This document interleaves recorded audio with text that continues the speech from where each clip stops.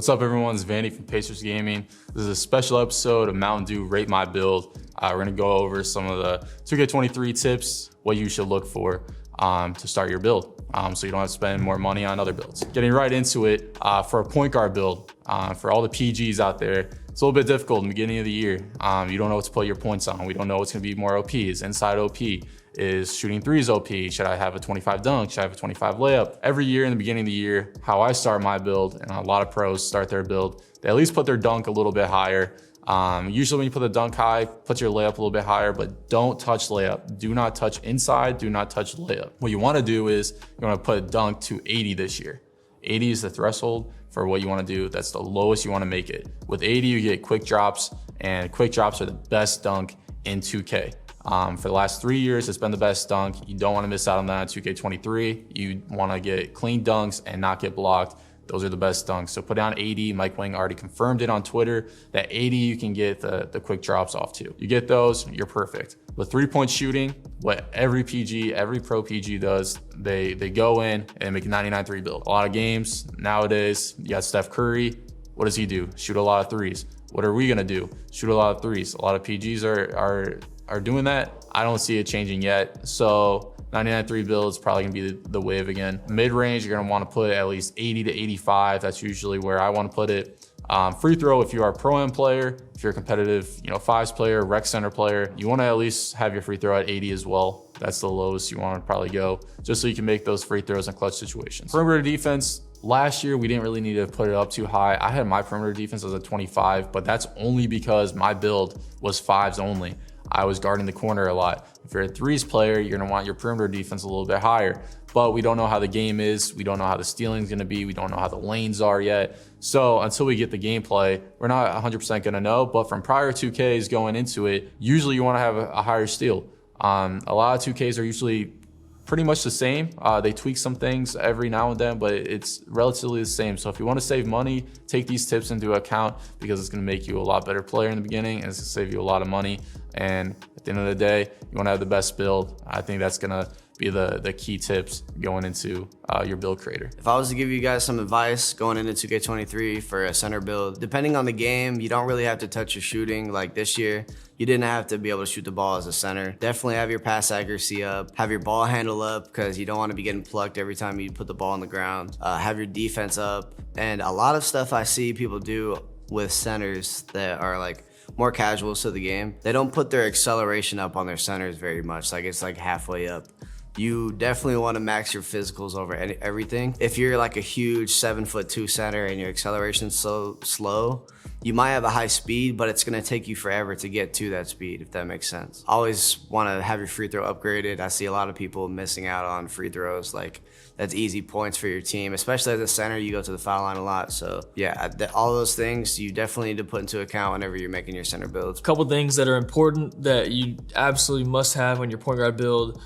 The number one thing is pass accuracy. I don't know if you guys saw, but Mike Wang, I believe on Twitter, if I'm correct, said that bullet passer is no longer in the game. Passing speed will be a direct reflection of your pass accuracy. Obviously, we don't know the certain thresholds of how fast your passes will be at certain ratings or whatnot, but you don't want to make a point guard build and have a 75 pass accuracy and think that'll be okay, and then go out and online play after you've grinded your build and you're just throwing turnovers left and right because your passing's not up to par speed-wise. So that is the number one thing I would say. Number two, don't waste attributes in certain areas that you don't need them. If you're a point guard and you're 6 foot tall, probably don't need to put anything on your offensive rebound. Even if you put it up to like 45 or 50, it's just a waste. That's not gonna ever get you any offensive rebounds.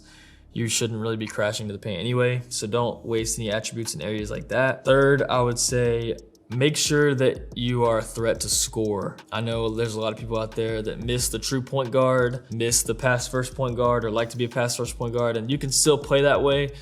But at the end of the day, you want to make sure the defense respects you, make sure your 3-point rating is high enough to shoot, make yourself a threat, and that will open up the court more so you can pass the ball. If the defense respects your scoring, it'll make passing a lot easier. You could still be pass first, but you do need to take the shots, be able to take the shots when they're there.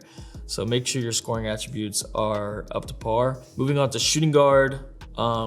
First things first, obviously you got to be able to shoot the ball. You got to be a knockdown shooter.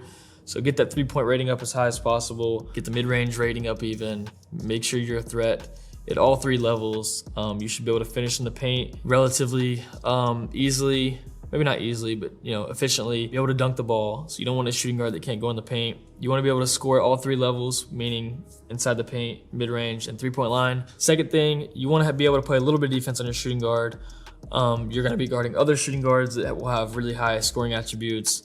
So you're going to want to have defense on your player. Otherwise, it could be really tough to guard somebody else that has the ability to score at 3 levels. So make sure your defensive attributes are good enough to where you're comfortable defending somebody else. For me, personally, I like to dribble the ball. I like to be able to create my own shot. So at shooting guard, I will be making sure that my ball handling skills are up to par on what I need to be able to do to, create an open shot for myself or unlock certain dribble animations. I like having all the dribble animations available to me. I personally will be putting my ball handling attribute as shooting guard as high as possible. Make sure you can score at all 3 levels. Make sure you can defend your own position. And then if you would like to play like me and be able to create your own shot, make sure your ball handling attributes are equipped for you to do so. So that is the main 3 things for that. Oh, and then lastly, don't rush into making your build. Don't just hop on the game and just throw your attributes around. Really kind of go through and build your players slowly. Don't get in a super hurry to do it. Otherwise, you'll mess it up and be stuck making a new build anyway. So yeah, just take it slow, don't rush into anything, and just figure out kind of the player you want to be and make it happen. Tip number 1 is if you're making a defensive player or defensive-oriented play style, try to have the longest arms possible, max your wingspan. You're going to want to have long wingspans to get steals in the passing lanes, to get those far rebounds. Wingspans, your steal rating goes up and your rebounding so is awesome.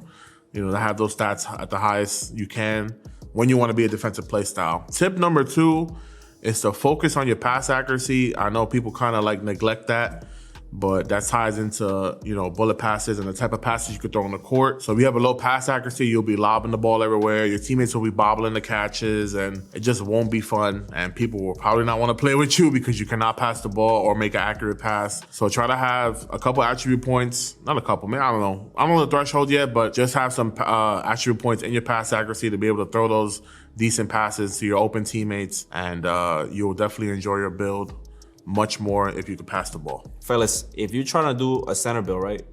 I think the biggest mistake you guys can do is be a tweener. A tweener in the NBA is somebody that not excels at anything, is just right in the middle, right? So, like I said, you don't want to be like a 7'1" popper. You don't want to be like a 6'9" inside.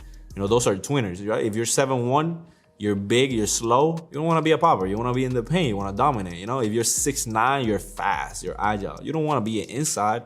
You want to be able to shoot. You want to be spread it out because you're smaller, you're faster. I always look at it that way. If I want to make a center and I want to be that inside presence, I want to max out that rebounding, I want to max out that interior and be an inside presence, that I'm 7'1", 7'2", 7'3", I'm the taller builds, and I'm bigger than everybody, and I'm making sure I am in that paint at all times. And then on the other side, if I want to have like a popper, because my point guard likes popper, whatever the case may be, then you want to be like 6'9", 6'8", maybe even, to be honest with you, like we call this, the small ball, 6'10" max. You want to be a smaller, faster version of a center that can shoot, that can also be in the paint, but because you're faster and you're more agile, you can be that popper version for your teammate. So I think the biggest mistake is being in between, and I've seen that a lot. So my advice to you is just to pick a side and just go fully on it, If you want to be inside, go big, go strong, go paint related. If you want to be a popper, go a little smaller, go faster, and just pick it, Don't be in between. Don't try to be like a 7-foot popper. Don't try to be 7'3" and have a 3-pointer and now you're 30 speed, or you're 7'1", but you want to be like Jokic. So you up all your posts and all your mid-range and all stuff like that. No, just pick a thing, You either want to be that popper fast guy or you want to be that inside presence. I think that's my advice to you guys. Being a tweener for that first build is kind of tough because at that point you're just throwing it out. But if the meta is inside, then you're good, And then you may have to make another build, but at least you can work with that for the time being. And if the meta is more popping and shooting, then you're good too. And you can work with it. You don't have to immediately change it. So that is my advice to you guys on that first build for 2K23. I hope you guys like it and listen, That's it. Appreciate you guys.